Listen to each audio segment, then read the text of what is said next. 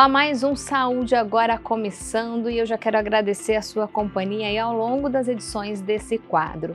E hoje a gente vai falar com você, mamãe e papai, ou com vovó, vovô, com titia, alguém que tem na família aí uma criancinha pequena, desde bebezinho aí até mais ou menos uns 3 anos de idade. O nosso recado hoje, então, é para você que tem em casa um pequenininho aí. Porque você sabia da importância dos 1000 dias do bebê? Já ouviu falar aí que os cuidados neste período aí podem fazer toda a diferença lá na frente, na vida adulta da criança? Pois é, interessante esse assunto, né? Quem vai detalhar, esmiuçar aí, tirar todas as nossas dúvidas é o José Martins Filho, ele que é pediatra, professor titular de pediatria da Unicamp e ele também é ex-presidente da Academia Brasileira de Pediatria. Doutor, muito obrigada, viu, por aceitar tirar as nossas dúvidas aqui no Saúde Agora. Muito obrigado. Eu que tenho o máximo prazer em conversar com as pessoas e eu acho que fazer pediatria é também educar as famílias, conversar com os pais. Então, eu fico muito contente. Eu tenho até um livro chamado exatamente Cuidando de Crianças, Conversando com os Pais. Por isso, fico muito feliz de dar essa entrevista. Muito obrigado pelo convite. E a gente também fica feliz em ter o senhor aqui com tanta experiência nesse assunto, né? Doutor, então para a gente já começar a falar aí dos nossos pequenos, quando a gente tem um bebê, todo mundo fala aí, até os 3 meses tem que ter muito cuidado, né? Ou ainda naquele período que é recém-nascido. Mas não, o cuidado, além de ser para toda a vida, é lógico, faz toda a diferença nesse período aí de 1000 dias. Por que 1000 dias é tão importante esse período? Então, esse conceito de 1000 dias é interessantíssimo, que você tem que colocar gestação, 40 semanas em média, né? Vezes 7 dias dá 7 vezes 4, 20, 280 dias. Depois você tem mais o primeiro ano de vida, que são 365, mais o segundo ano de vida, 365. Se você somar esses 3 números, você vai dar perto de 1000 dias. Ou seja, a gestação, mas os 2 primeiros anos de vida, quando ocorre o que a gente chama de esterogestação, o bebê fora do útero vai estar tendo, sempre que possível, leite humano, vai se desenvolvendo, o cérebro se desenvolve muito rapidamente, não só intraútero, mas principalmente nesse período inicial, quando a gente precisa tomar muito cuidado e saber exatamente por que a gente precisa evitar estressar, cuidar bem do bebê, atender, pegar no colo, dar carinho, dar atenção, porque isso é fundamental para o desenvolvimento desse cérebro, como eu vou tentar mostrar rapidamente para vocês, se possível. O senhor falou aí desenvolvimento do cérebro, né? Pesquisando um pouquinho sobre esse assunto, tem um número que me chamou muito a atenção. O bebê nasce com 100 bilhões de neurônios e que Aproximadamente. 80% deles acabam desaparecendo, doutor, na vida adulta. Como assim? O que acontece É com... muito interessante. Isso acontece o seguinte, é que a natureza é sábia, né? E os bebês, evidentemente, têm uma caixa craniana com muita divisão celular de neurônios, que aconteceu intraútero nos primeiros meses, mas à medida que ele vai se desenvolvendo, ele precisa ser estimulado e esses neurônios precisam ser excitados, quer dizer, eles precisam receber informação, eles precisam ser estimulados. E eles vão estimular principalmente aqueles que são mais importantes para o bebê, aqueles que vão desenvolver a audição, a visão, o funcionamento cerebral. Isso vai ocorrendo progressivamente, de maneira que os neurônios vão se contactando uns com os outros para construir esse cérebro maravilhoso que é importante para o resto da existência, né? Tem que lembrar que esse cérebro humano é o responsável pelo grande desenvolvimento do ser humano no mundo, né? Na humanidade. Ou seja, tudo que foi pensado, inventado, crescido, arte, ciência, depende da função do cérebro humano. E nessa experiência imensa do desenvolvimento dos mamíferos, particularmente do ser humano, esse cérebro foi se adaptando a tudo isso. Então, quando a gente fala que esses neurônios que estão no cérebro são aqueles que ficam porque são estimulados, então tem aquela história, se você dá carinho, dá atenção, se você beija, se você abraça, se ele chora, você atende, você está estimulando os bons neurônios, aqueles que são importantes para a vida. E ele vai ficar com esses 20%, né? Que é desses bilhões de neurônios. Essa é a ideia fundamental no desenvolvimento cerebral, né? Porque ele vai se desenvolvendo, depois ele vai adquirindo função e vão se reproduzindo e se contactando aqueles que são estimulados. Isso tem uma importância muito grande. Por exemplo, se você deixar um bebê num lugar trancado no escuro, ele pode ter dificuldades graves de desenvolver o nervo óptico, porque ele não tem estímulo visual.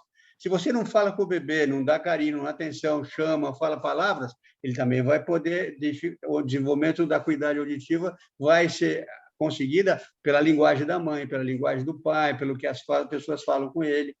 É por isso que um bebezinho nos primeiros anos de vida aprende uma determinada língua, que é da família, que é aquela que você sabe que é para o resto da vida, é original, que você sabe que a pessoa é aquela porque ela aprendeu com aquele pai brasileiro, com aquela mãe brasileira, ou com aquela mãe portuguesa, ou com aquela mãe americana, e cada um com um sotaque especial, que os neurônios estimulados vão ser esses, entendeu?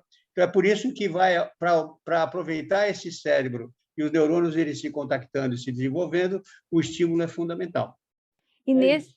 e nesse período é muito desenvolvimento, como o senhor disse lá no começo da nossa conversa, né? O bebezinho está aprendendo a sentar, ele aprende a primeiro a rolar, depois aprende a sentar, a engatinhar, a andar, depois vem as primeiras palavrinhas. O senhor falou aí, o estímulo é fundamental nesse período. Sem dúvida. Veja, eu sou pediatra há muito tempo, né? Eu faço pediatria há 55 anos, graças a Deus. Vim lá da USP aqui para ser professor da Unicamp e eu trabalho muito com essa área de desenvolvimento, nutrição infantil, aleitamento materno, que tem substâncias especiais para ajudar nesse desenvolvimento dos neurônios. Na verdade, o mais importante disso tudo é que, antigamente, você é muito jovem, não deve lembrar disso, as pessoas diziam, não, ele está chorando, não pega, porque senão ele vai ficar birrento e tal. Hoje a gente diz exatamente o contrário. Se ele está chorando, ele está querendo atenção. Pega o bebê no colo, acalenta, dá beijo, fala com ele, canta, deixa ele ouvir a voz da mãe que ele ouviu intraútero durante as primeiras 40 semanas. Ele precisa reconhecer essa pessoa amiga, essa pessoa que cuida dele. Isso tudo é afeto, é carinho, vai desenvolvendo os neurônios dele e a desenvolvimento. Como você falou, à medida que o bebê vai se desenvolvendo, você vê uma coisa muito interessante, que é onde ele nasce, ele está pegadíssimo, a mãe está lá no peito, está mamando. À medida que ele vai crescendo, ele vai começando a enxergar melhor, ele vai começando a ouvir melhor, aí ele começa a sentar entre 5 e 6 meses. 7 meses é a primeira experiência dele se afastar da mãe, então ele dá as primeiras engatinhadas. Perto de um ano ele fica em pé, dá os primeiros passos e começa a se distanciar. Eu até brinco com meus clientes e com meus alunos, etc., que esse é o começo de uma distância progressiva que as famílias não se dão conta que, para o resto da existência, ele vai se afastando até ter a própria família dele, ficar distante, etc. E tal. É o desenvolvimento do ser humano por causa desse cérebro que precisa dessa atenção. O senhor tocou num ponto que essa é a minha próxima pergunta, né? Criança nessa idade não sabe falar, doutor. O jeito de se comunicar é o choro. E o senhor disse, né? Antigamente falava, ai, deixa chorando porque vai ficar mimado, isso é birra. Não, é a forma dele querer dizer alguma coisa ali para a mãe, para o pai, para quem está cuidando dele. Ele está pedindo atenção, né? Se ele chora, ou ele está com fome, ou ele está molhadinho ou sujinho da fralda, ou ele está com frio, ou ele está com calor, ou está sentindo uma dor, ou está num lugar muito escuro, ou está num lugar muito barulhento. Então, ele está falando assim, por favor, vem cá, me olha aqui, muda a minha vida aqui, troca a minha fralda, dá de mamar, quero mamar. Aquela história de mamar, antigamente o pessoal falava, dá de 3 em 3 horas. A gente sabe que é um erro. O bebê vai mamar pelo chamado autodemanda. Quando ele tem fome, ele chora e quer ir no peito. Algumas mães falam, mas, doutor, ele quer mamar toda hora. Ele está chorando, eu ponho no berço, ele põe no berço, ele chora. Aí eu ponho no colo, ele mama, ele fica quietinho. Eu falei, ótimo, é por isso que ele quer colo. Mas, meu Deus, quando vai parar? Vai parar, calma. 2 anos, aí 2 anos e pouco ele começa a se distanciar, sai do peito, começa a comer outras comidas mais, já desde os 6 meses, né? Começa a passar por leite no copo, sem mamadeira, sem nada, e vai se distanciando, se desenvolvendo. As pessoas me perguntam, mas até que idade eu tenho que cuidar do meu filho? Eu brinco com as famílias e digo, olha, fica sossegadinho. Filho só dá trabalho até 75 anos, depois você pode ficar sossegado. O filho com 75 anos. Ou seja, filho e bebê é para toda a vida. E as pessoas confundem. Quando eu falo dar afeto, carinho, atenção, eu tenho um livro chamado Cuidado, Afeto e Limites, uma combinação possível. Depois dos 2 anos, ou um pouquinho antes, você começa a educar. Começa a dizer não, começa a botar limite, vai acertando a vidinha dele. Mas até 2 anos, particularmente no primeiro ano, ele é muito dependente da cuidadora, ou da mamãe, junto com o papai tem que participar muito, ou da pessoa que cuida se a mamãe, infelizmente, não pode. É por isso que eu luto por licença maternidade no mínimo de 6 meses, se possível, em alguns países, até de um ano e meio, quando é possível acertar isso. Licença para o pai no primeiro mês para ajudar, porque a família e essa continuidade é fundamental para esse desenvolvimento. Vários trabalhos internacionais, alguns a gente fez também, mostram que bebês que são bem atendidos nessa fase têm uma tendência a ser felizes para o resto da vida, ou ter menos problemas. Eles têm mais desenvolvimento, têm menos problemas escolares, têm menos problemas de relacionamento humano, porque eles foram amados e sabem que foram amados, isso é fundamental. Também, de novo, pegando esse gancho, doutor, era a minha próxima pergunta. Quando esse carinho, quando esse cuidado, esse amor não acontecem de forma assim adequada para suprir as necessidades da criança, o que que pode vir a acontecer na vida futura, nele adulto, nessa criança adulta? Ótima, a pergunta é excelente. Você desculpe que acho que eu estou falando muito ou te atrapalhando, mas é exatamente isso. Na verdade, há trabalhos internacionais mostrando que os problemas de relacionamento humano, os problemas de aprendizagem escolar, os problemas de felicidade, entre aspas, de alegria de viver e tal, dependem muito desse período fundamental. Quando uma criança é bem amada, tem cuidado, não é maltratada, e quando eu falo não é maltratada, é claro que eu não estou falando de crianças que sofrem agressões, aí é pior ainda, né? Mas quando eu falo uma criança que precisa de atenção, é aquela que a mãe tem tempo para dar para ele, que o pai tem tempo para pegar no colo, que a criança não é precocemente colocada em creche. Eu sei que a mãe precisa trabalhar, por isso que eu luto tanto para ter uma licença maternidade no mínimo de 6 meses, que é o período essencial da amamentação. Agora, quando eles não têm, há trabalhos que são muito complicados, que pessoas que têm atividades antissociais, são agressivas, têm dificuldade de relacionamento humano, ou seja, amor nutre, feto é fundamental para o desenvolvimento. E aí sim, você está fazendo isso para prevenir problemas para o resto da vida, né? Esse período de 2 anos é fundamental na existência. Milhares de trabalhos, alguns já publicados, outros nos meus livros, que a gente pode mostrar para todo mundo como é fundamental. Ou seja, é preciso mostrar que a gravidez não termina com o parto. A gravidez dos 40 semanas deve ser bem atendida, ter um parto o melhor possível, mais adequado, se possível, um parto natural. Se precisar ter alguma dificuldade, muito bem, o bom obstetra faz a cesárea quando é preciso, mas se nascer de parto normal é muito melhor. Aí esse bebê vai ser bem amamentado, esse leite humano dá carinho, atenção e afeto e substâncias fundamentais para esse desenvolvimento nutricional desses neurônios no cérebro. E a partir daí você está criando um mundo que, teoricamente, vai ter gente mais preparada para a sua existência. Doutor, tudo isso que o senhor falou, a ciência comprova, né? Tem aqui o estresse tóxico precoce, e isso acaba liberando dois hormônios importantes que afetam a criança, é isso? Isso é um tema muito importante. Eu recebi alguns vídeos de Harvard, a gente usa isso no ensino da USP, da Unicamp. É o seguinte, a criança que é estressada, que não é bem atendida, que chora muito e não é atendida, ou que sente dor, ou que tem dificuldades, ela se estressa. O que é o estresse? O estresse é uma reação dos mamíferos, particularmente dos seres humanos, que prepara o organismo da pessoa para ela reagir ou fugir. Ou seja, ela libera principalmente no estresse dois hormônios. Um, que é a adrenalina, que é secretada na suprarrenal, né? Aquela glândula que produz a adrenalina. Aí, essa adrenalina faz o quê? Aumenta a frequência cardíaca, dilata os vasos, dá mais sangue no corpo, dilata a midríase, você vê, dá mais vontade de lutar, você recebe sangue muscular. E nos animais inferiores, essa adrenalina existe também e ele começa a lutar para enfrentar o inimigo, etc. E tal. Ou para fugir, sair correndo, que aí para ele fugir da coisa. E no cérebro, um outro hormônio, chamado cortisol, também atua no mesmo sentido, de favorecer a resposta ao estresse.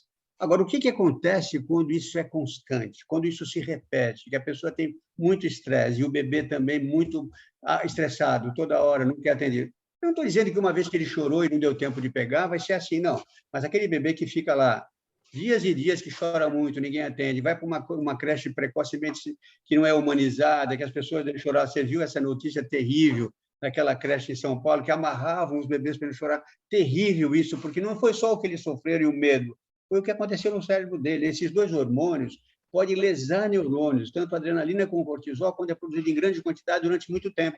Então, um bebê que sofre continuamente, constantemente, cronicamente sofrimento, ele se estressa. Isso chama estresse tóxico precoce, com lesão, às vezes, permanente de neurônios. Alguns países têm até tratamento para isso, né, com psicólogos, pediatras, assistentes sociais, para tentar reverter isso e reconstituir esses neurônios. Você comprova isso, inclusive, com exames muito específicos mostrando essas lesões que podem acontecer pela adrenalina e pelo cortisol. Ou seja, o estresse é um mecanismo de defesa para você gritar, berrar, urrar, fugir ou enfrentar o inimigo. Quando você atende e ele fica sossegadinho, o estresse cai e esses hormônios diminuem e a lesão não acontece. Agora, se é crônico e ele acontece, você está tendo um problema sério, né? Isso aí é uma coisa muito importante. Eu tenho falado muito isso nos congressos brasileiros de pediatria, mostrando que a puericultura, que é a área em que a gente atende e segue bebês crescendo, mamando e se desenvolvendo, que é parte da pediatria, que é a área da medicina que atende crianças com doenças, mas a puericultura é preventiva. Ela ensina muita coisa, a nutrir, a se desenvolver, a agasalhar, a cuidar e impedir o estresse tóxico. Essa é a puericultura fundamental do desenvolvimento. Falando em estresse, uma curiosidade, o estresse da mãe também passa para a criança nesse período? Muito boa pergunta, muito boa. É o seguinte, sim, a adrenalina produzida por uma mãe numa gravidez difícil e estressada pode ter efeitos no feto intraútero. Vou contar uma coisa interessantíssima para você. O bebê, às vezes, não dorme bem. Ele acorda toda hora, a mãe fica desesperada. Às vezes, foi uma gravidez estressante. Foi dificuldade que essa mãe teve na gravidez. Foi um parto difícil. É interessantíssimo saber que a melatonina, que tem a ver com essa coisa do sono e ajuda as pessoas a dormir melhor, é mal produzida nos bebês, mas ela é produzida na mãe. E a mãe, calma e tranquila, amamentando, passa a melatonina para o bebê. Às vezes a mãe chega para mim, ele não dorme, fica acordado a noite inteira, chora toda hora. Aí você vai ver que ela não está passando adequadamente a melatonina dela para fazer esse bebê dormir melhor. E se ela passa a adrenalina dela também em grande quantidade, ela está estressando esse bebê. Você colocou uma coisa fundamental, Viviane. Por isso que a gente fala que tem duas gravidezes, né? A intraútero, de 40 semanas, e a extraútero, que a gente acha que vai até 2 anos, que são períodos críticos do desenvolvimento do bebê e do cérebro. Quem passou bem uma gravidez e passou bem esses 2 anos, tem muito mais chance, estou falando de probabilidade, né? Você sabe que probabilidade não é sim sempre, mas é o que pode acontecer. Tem muito mais chance de ter um desenvolvimento muito melhor, menos agressividade, melhor aprendizado, bom sono, boa socialização. E tem um amigo meu, que é o professor de Brasília, e que foi grande amigo, já faleceu, que ele tem um livro chamado A Gênese da Violência na Infância, e que ele concorda comigo com esses livros que eu escrevi sobre cuidado, afeto e limites, uma combinação possível, que crianças sofridas com estresse tóxico, que sofreram muito nessa infância, aí nos primeiros meses, primeiros anos, muitas vezes tem muito mais chance de ser gente violenta no futuro. Quando você pensa na violência urbana, nesse grau de criminalidade, etc., se você for conversar com essas pessoas, você vai ver que a infância deles não foi muito boa. Há exceções, óbvio. Tem gente com problema em todas as classes sociais, em todos os lugares. Mas a probabilidade de que você tenha uma infância difícil, levando a um problema grave na idade adulta, existe e é importante. A gente nunca pode dizer em medicina que sim e não, quer dizer, pode ser sim, pode ser não, mas a probabilidade de que essas pessoas tenham problemas é maior do que um bebê que foi bem cuidado e bem amamentado. Eu luto pela amamentação há muitos anos, né? Fui presidente do Grupo Nacional de Estímulo ao Aleitamento Materno do Ministério, da Sociedade Brasileira de Pediatria. Tem um livro chamado Como e Por que Amamentar, mostrando para as mães que amamentar não é só nutrir, é dar afeto, dar carinho, dar atenção, desenvolver o cérebro. Se você não conseguiu amamentar, por algum motivo, não se incrimine, não fique triste, mas então aproveita, dê alimentação, dê o leite que você pode, com carinho, atenção, pegue no colo, beije, fale que você é a mãe dele, que gosta, ou que você é a cuidadora, e o pai faça isso, e aí sim, você também está ajudando a complementar esse crescimento. Doutora, a gente aqui do Saúde Agora tá ótimo, a gente está aqui tentando levar informação para quem está assistindo a gente, né? Falando da importância desse cuidado. A gente sabe que o cuidado tem que ser a vida toda, né? Como o senhor disse lá no começo, o filho só vai parar de dar trabalho com 75 anos, né? Mas informação, a mãe tem que ir atrás, o pai tem que ir atrás. É isso, né? Saber o que está acontecendo, a importância de cada detalhe, né? E a nossa luta é para que os profissionais de saúde que lidam com crianças, inclusive as pessoas da creche, eu, aliás, dei uma conferência agora para a prefeitura essa semana falando muito sobre isso, e eles precisam ser treinados no sentido de cuidar. A boa creche não é aquela só que tem gente que cuida na hora certa de dar a fralda e dar uma madeira, é aquela que pega a criança com carinho, com atenção, que sabe que a mãe precisa trabalhar, então ela está substituindo a mãe, ela tem que ser carinhosa, tem que cuidar, ela tem que ser treinada para isso, ela tem que gostar de criança, ela tem que gostar de fazer isso. Isso tem um papel muito importante, porque se a mãe precisa trabalhar e tem que botar o bebê precocemente na creche, por favor, pelo menos escolha uma creche que você vai visitar e sabe que tem gente amorosa, cuidadosa, que abraça, que beija. Não tenha ciúme da babá que cuida bem do bebê, que pega no colo e que depois ele cresce, às vezes ele quer ficar com a babá. Se a mãe teve que sair precocemente e não pôde cuidar, tem que ter alguém que possa substituir à altura. E ela, quando ela chega em casa, ela faz o que ela tem que fazer. Tem um trabalho meu medindo em alguns grupos de famílias o tempo que cada um dá de tempo real de cuidado com a criança. A mãe e o pai saem para trabalhar às 7 da manhã, tem que levar o bebê na creche ou tem alguém que cuida. Quando é uma avó carinhosa, maravilha. Eu acho que a melhor babá é a avó que pode ajudar, porque vai dar muito amor. Se não tem, você tem uma outra babá, que seja uma moça cuidadosa, uma pessoa que tenha afeto. Você vai para uma creche, visita a creche, vê como ela está, como é que eles fazem, como é que o seu bebê é tratado. Não é só ver a parte de comida e a parte de fralda, é ver a parte de afeto, de carinho e atenção. Eu tenho falado muito por isso aí, essas coisas aí pelo Brasil inteiro. Fico muito contente de vocês estarem interessados nesse tema. Com certeza. Vou ler sim, porque eu tenho um bebê de 1 ano e 7 meses, vai me ser muito útil.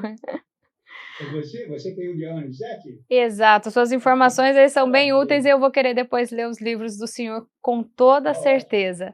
Dr. José Martins, muito obrigada, viu, por aceitar nosso convite e falar sobre esse tema tão importante que interessa a todo mundo, né? Tá, eu que agradeço, muito obrigado pelo convite, estou às ordens. Eu tenho um canal no YouTube que só fala sobre isso, chama Família Amor e Cuidados. Se quiserem acessar, entre lá, é gratuito, não cobra nada, mas vai ver tudo isso que eu falo, está lá no canal e nas TVs que eu participo, tá bom? Um beijo para vocês, muito obrigado pela entrevista.